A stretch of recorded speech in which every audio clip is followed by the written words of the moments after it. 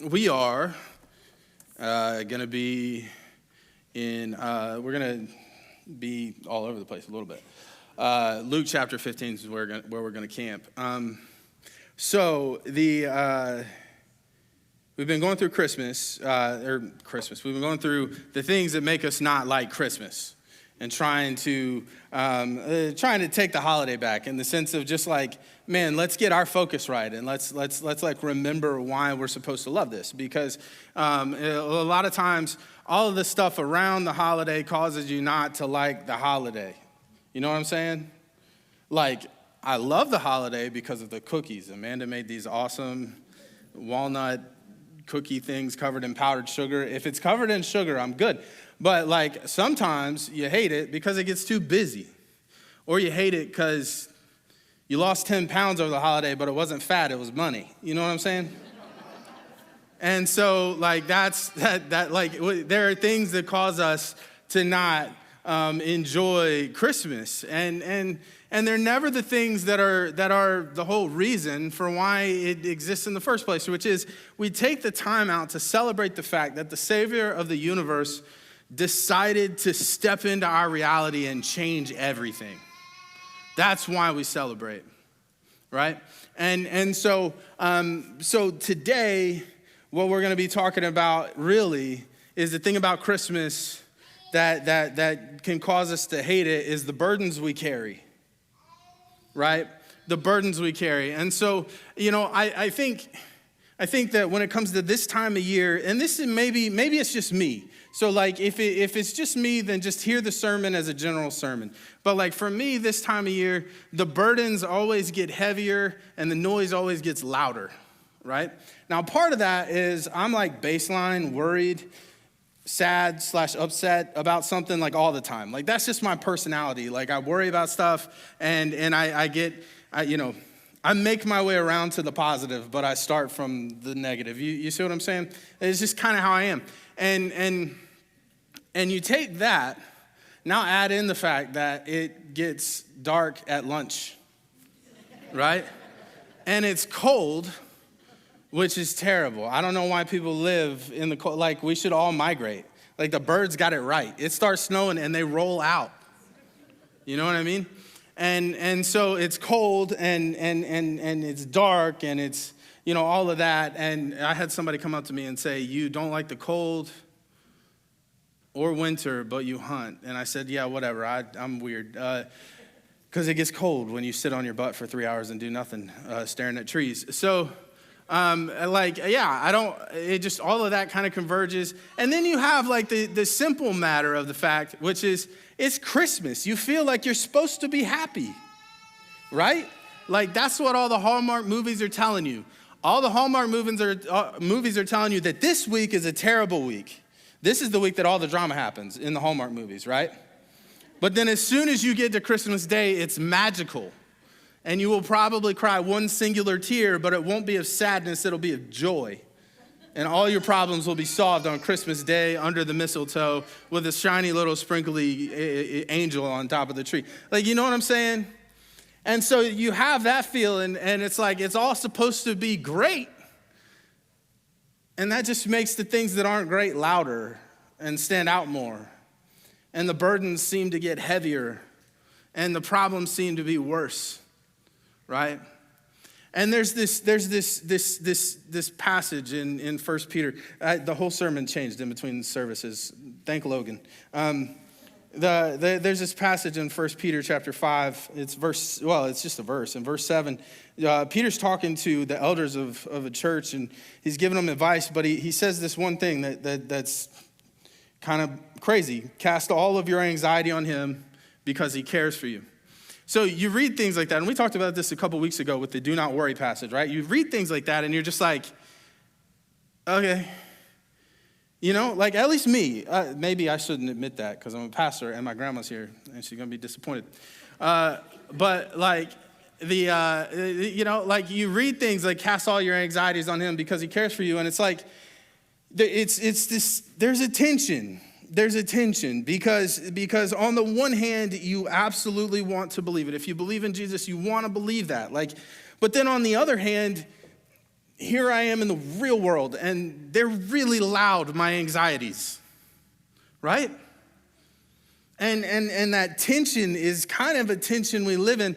And Jesus has something to say about that tension. The little children come up to him in chapter 17 of Luke. They come up to him, and the disciples are like, go away, go away. And Jesus is like, no, bring them to me. And then he looks at them and he says, if you guys don't have faith like them, you will never enter the kingdom of heaven, right? And so this tension, well, what's childlike faith? And why is that so important? And what does it have to say about this tension between my burdens that are very real, my anxieties that are very real and very loud, and a God that cares for me, even though maybe sometimes I don't feel like it? What does childlike faith have to do with that? I'll tell you a story.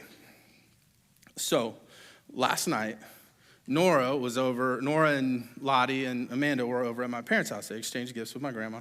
I wasn't able to make it because I was running behind on preparation for this morning, and so I was studying and getting ready. And so they went over there and they exchanged gifts. Now, I get home, same time they get home, and Nora comes up and she's telling me about all of her presents, right?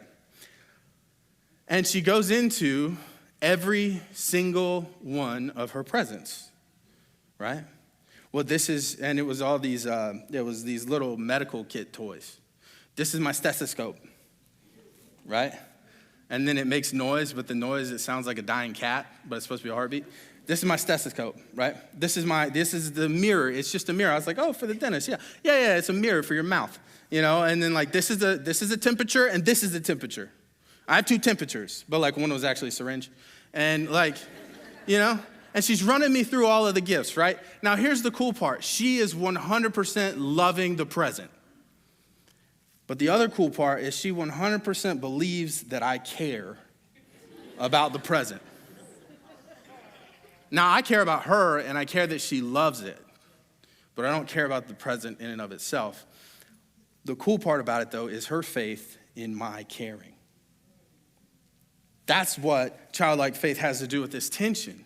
I think a lot of times we have these anxieties, we have these burdens we carry, and they beat us up and they tear us up. And at the end of the day, we lose the childlikeness of our faith and forget that God cares.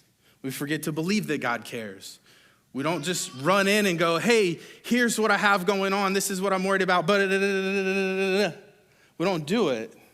We go, God's not going to care about that. Right? It's not that big a deal. Which is something that that in and of itself is a complicated thing, because you like comparing your burdens to other people is both healthy and unhealthy, right?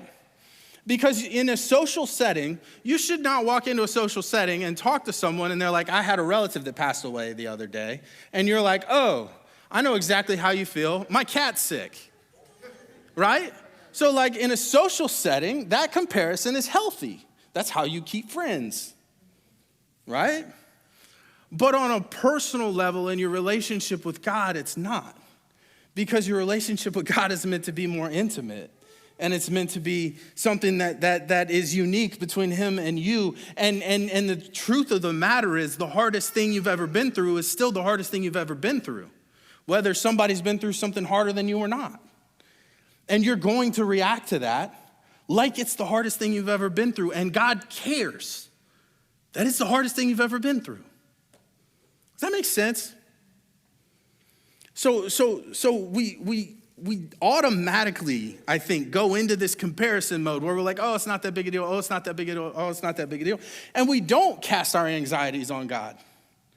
And the problem with that is, you go long enough not casting your anxieties on God, and you're going to turn around one day and have forgotten that he cares. And the problem at the end of the day is not God. It's that you assume he doesn't care. It's that you assume it's not that big a deal to him. Right? At least that's where I end up. It's like, I can take care of it. That's the thing I always say. I got it. I can take care of it. I can take care of it. I got it. Right? Until one day I don't got it. And I'm having a real bad day. right? And I'm like, you end up in those arguments with God. I do. I don't know. Maybe you guys aren't as dumb as me. End up in those arguments with God, and you know, every argument reaches a crescendo, right? Unless you get lucky and you defuse it early enough. Every argument reaches a crescendo. The problem with arguments with God is usually he doesn't like reach down and slap you to defuse it. And so you reach a crescendo and you say something dumb or you think something dumb. And I've been praying. I'll tell you a story later, but I've been praying before and been like, I'm not sure you care, you know? And we allow ourselves to get to that place.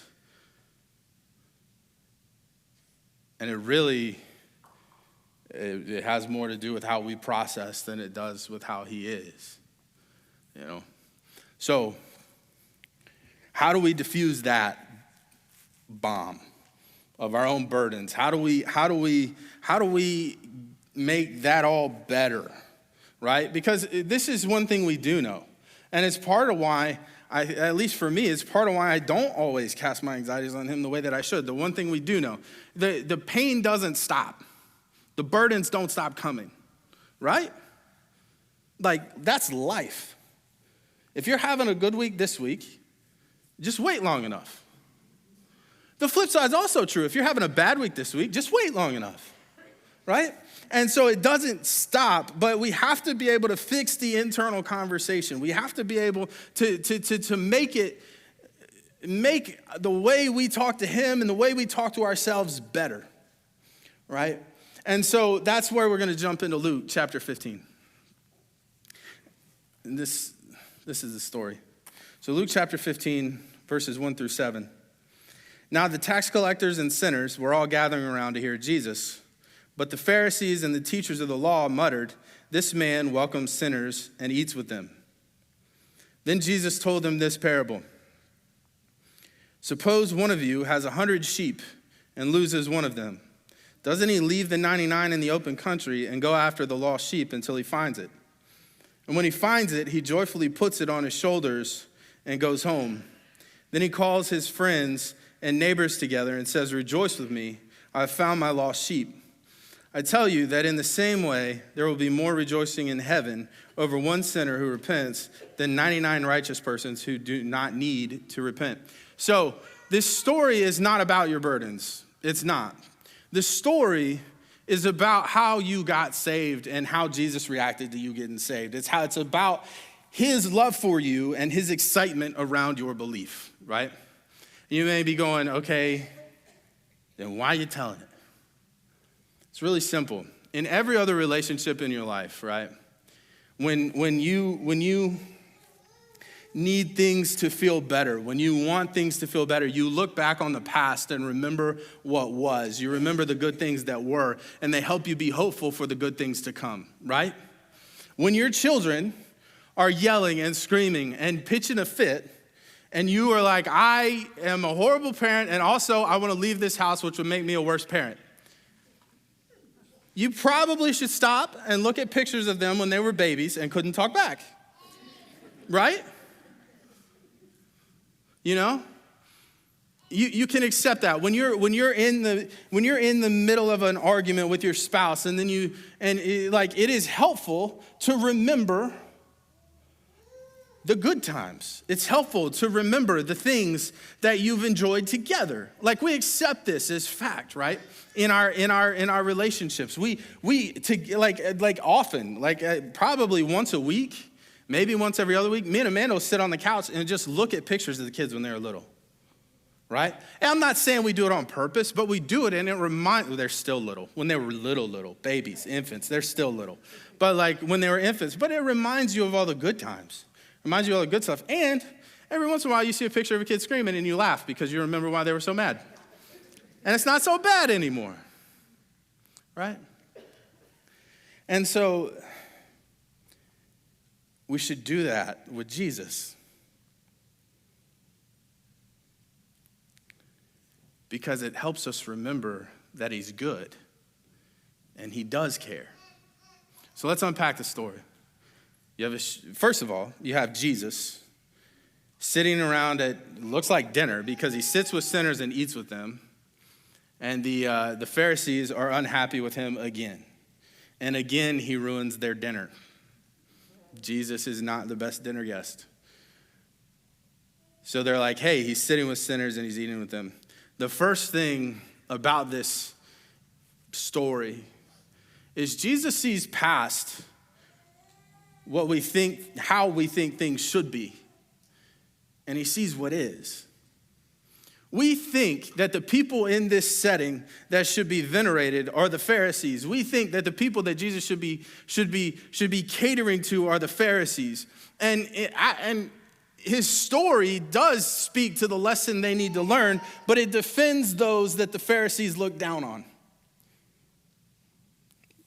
I'm going to assume, like us, I'm going to assume that none of you do everything by the book every time. Some of you probably do.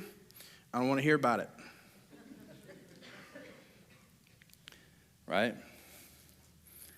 And then, so he hears them muttering, and he turns and tells a story that completely contradicts what they have to say. There's a shepherd. He has 100 sheep. One of them walks off.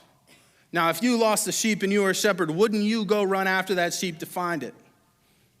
Now, unpack this for a minute, what that means. I'm assuming none of you are shepherds. But let's imagine you run a daycare. All right? And you have 100 kids in that daycare. Yeah, you'd have to be nuts to have 100 kids in a daycare. And one of them kids walks off. Aren't you going to drop everything and go looking for that kid? Right? And then when you find that kid, you probably won't act like Jesus did as the shepherd, because Jesus is like, I'm so happy to find this sheep.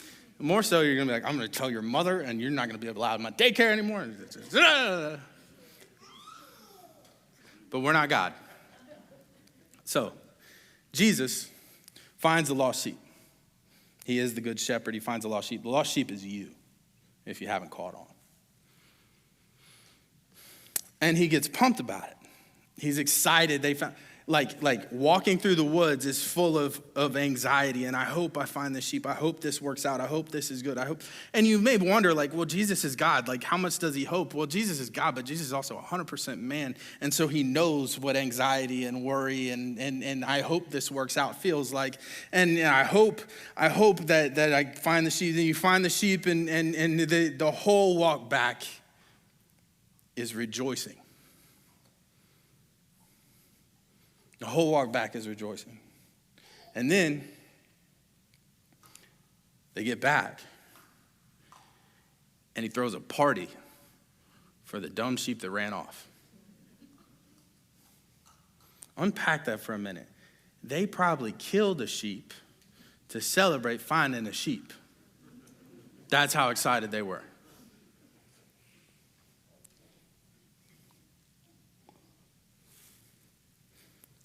The God of the universe looked down from heaven and saw you wandering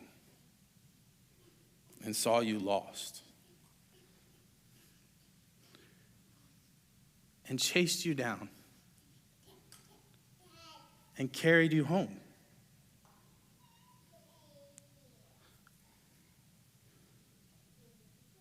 And then, when he got you home, he threw a party.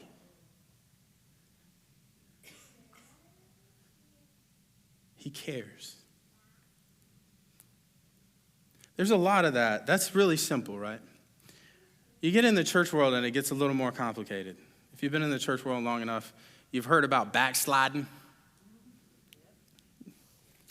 Backsliding, walking away from your faith. You know, being, I don't know, rebellious, sowing your oats. Let me tell you something. So, I grew up in the church, obviously. You saw wherever he is, you saw him. I grew up in church with my dad was a pastor, all of that. And I went away to college. I've told this story a little bit, but I went away to college, and I was supposed to be a pastoral ministry student. And After that year was over, I decided that I would prefer to be angry and drink than learn about the Bible. And did whatever for a couple of years. And then ended up back in it. In the church world, we like to tell these stories like it's beautiful and it works and he found you and all that. And it's absolutely true. But then if you're anything like me, you've gone off and you've done stuff and you've been an idiot and you wonder, like how far does that love go? What does that mean? Like what, and I've there's also like coming back to it. There's some shame attached to it. Like that Jesus isn't putting on there. God's not putting on there, but like maybe you're new into this and maybe there's some shame attached to it of who I was. I don't like who I was. I'm trying to be who I am now. All of that. And like that's definitely a real thing. But let me tell you something. The story repeats. Because I could tell you over and over. I was in college. I was in the middle of all that rebellious phase. Somebody came up to me and said, I just need to tell you God's going to do something with you. No reason to. Like I hadn't cracked the Bible or been to church in months. Didn't know the person. Never seen him again. So he found me. And then he found me again.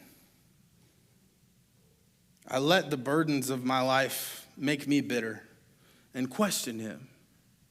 I let the burdens of my life win. I let the pain in my life win. And I questioned it and I walked away. And he walked back and found me again. In my wandering, he found me. I'm walking all over the points. Let me do this. God doesn't always fix the pain caused by sin.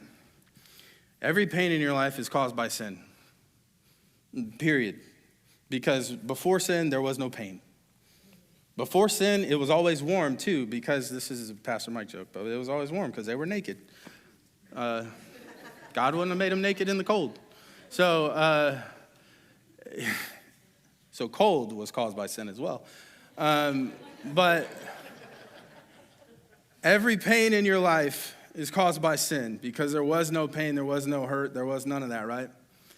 He doesn't always fix the pain that's caused by sin, but he sees my need. A lot of times we talk ourselves into thinking God doesn't see it, God doesn't care about it, it's not that big a deal, whatever. No, he sees it. The only reason we're not feeling it, the only reason we're not connecting with him on his care and on him seeing it is that we don't give it to him.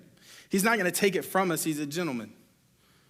He's not just going to come up, cast your cares on him because he cares for you. Right? It starts with you being willing to give it to him. He doesn't always fix the pain caused by sin, but he sees my need. He doesn't always fix the pain caused by sin, but he sees when I wander. Like, one of the things that happens when the noise gets loud and the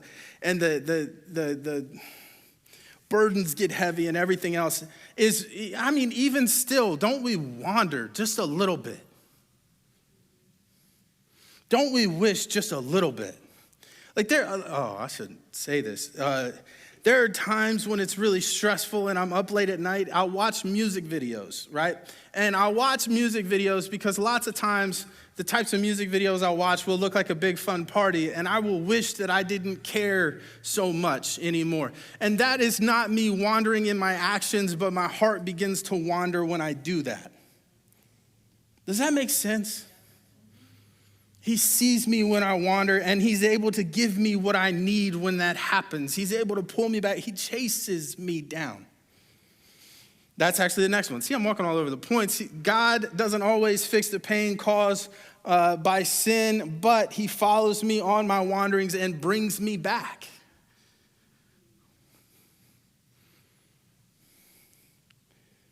And he doesn't always fix the pain caused by sin, but I'm never alone.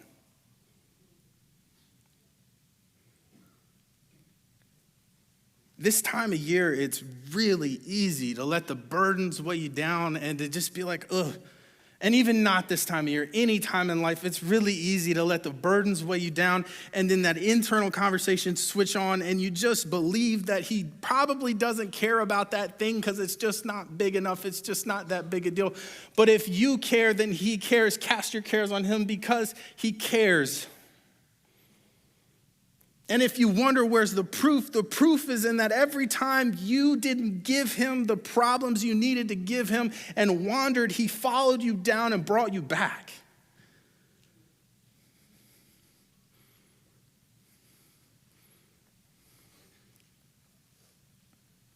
He followed you and brought you back. If he hasn't brought you back yet, he will.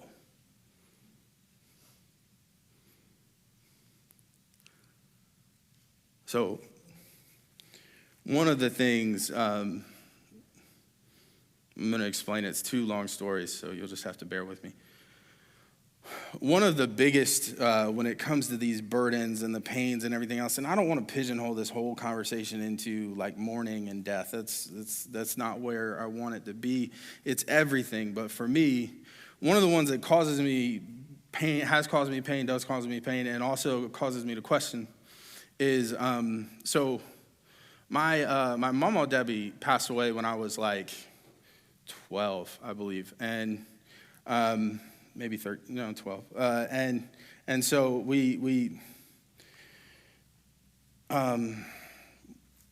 there was this moment, and her birthday's on December 23rd, so it always just this time of year, and when I was before her funeral, the night before her funeral, we stayed, or maybe it was the week before, I don't know, but we stayed in their house. And they lived in this old farmhouse, and there was this guest bedroom, and it was all white. And then it had like pink and purple splotches that looked like a kid just threw finger paint all over the room. And it had a big hole in the wall that was filled with caulk, like redneck solution. And I was standing there, and we were all in there, I think, because I remember sleeping on the floor. And the night before her funeral, I've always believed that God can do anything. I've always just had that. It's always been a pretty unshakable thing for me. But that leaves the flip side question. Why doesn't he when he doesn't, you know? And so I'm laying there and praying. Just let her walk out of the funeral home. Like, please, you know? And you're a kid, you know?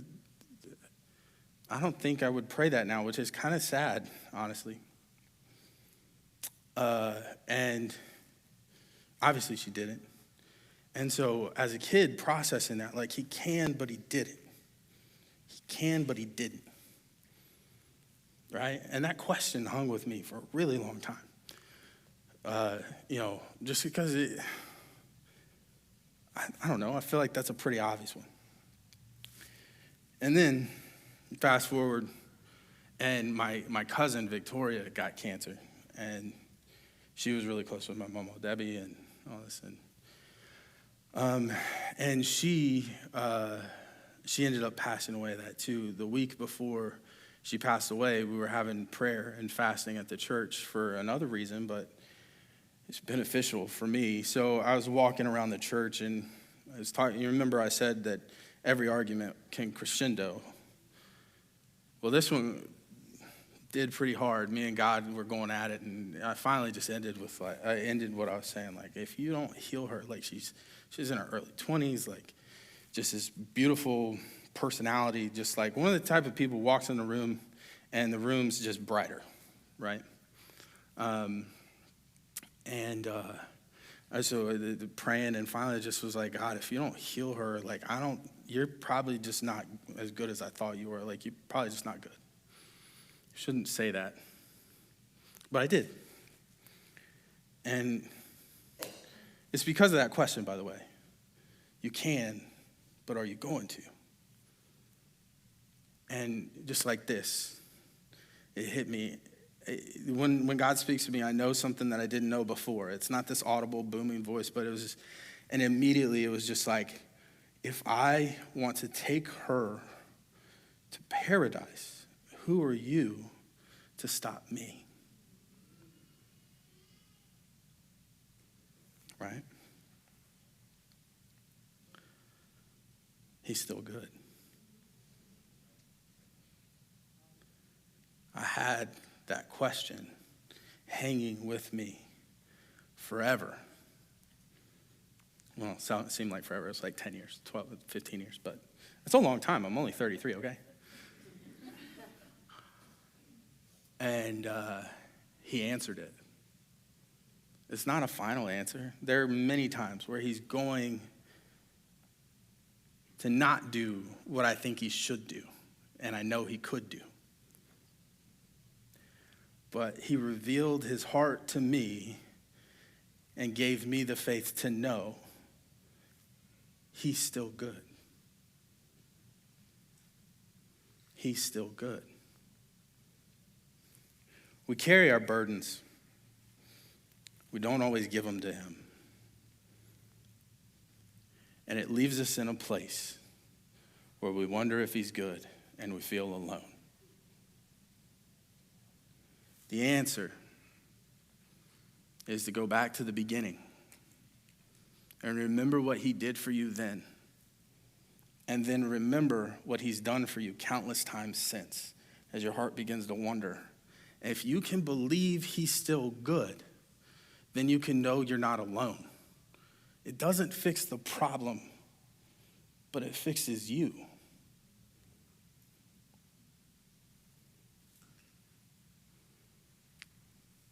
So, cast your anxieties on him. He really does care for you. Can I pray with you?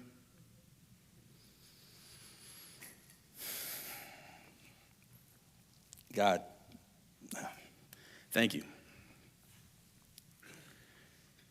Thank you for walking with us, and thank you for chasing us down when we wander. Thank you that we never have to be alone.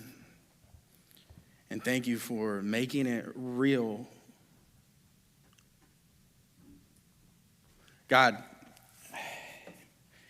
for the people that are in here they're just burdened and beat down and tired, God, I pray that you would comfort them and give them comfort in a way that they need and in a way that they haven't experienced.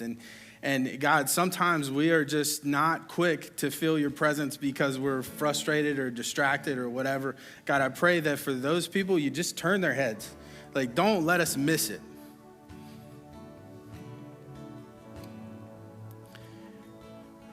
At the end of the day, the fact that you care, the fact that we'll never have to be alone, that is why you came in the first place. That's the whole point of the season that we're celebrating right now. So Lord, please don't let us miss it. Don't let us miss your goodness. Don't let us miss your grace. Don't let us miss your presence.